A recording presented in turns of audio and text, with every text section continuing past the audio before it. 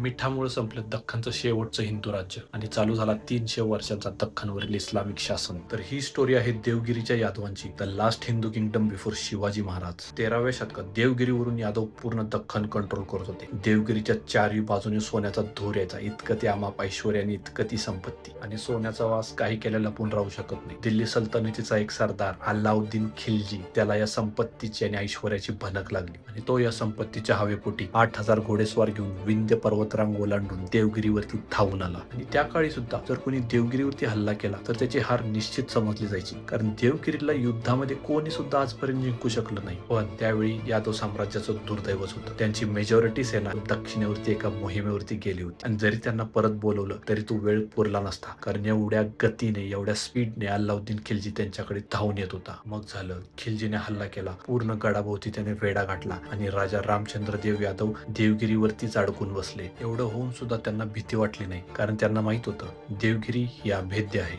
जेव्हा खिलजीने हल्ला केला आणि गडाचे सारे दरवाजे यादव बंद करत होते, त्यावेळी त्यांनी बाजारपेठांमध्ये असलेले सर्व धान्याचे पोते वगैरे एकदम गडबडीने उचलून सगळे गडावरती घेऊन गेले. नंतर धान्यासाठी जेव्हा पोतं उघडलं गेलं त्यावेळीच राजाला समजलं की आपण हारलो, कारण त्या पोत्यामध्ये मीठ होतं. नाईलाजाने राजाला तह करावा लागला आणि सर्व संपत्ती खिलजीला द्यावी लागली. देवगिरीचा सोन्याचा धूर संपला. या तहातून यादव कधीच सावरू शकले नाहीत आणि पुढच्या 20 वर्षांमध्ये यादव साम्राज्याचं नामोनिशान मिटून गेलं आणि चालू झालं दख्खनवरती 300 वर्षांचं इस्लामिक शासन.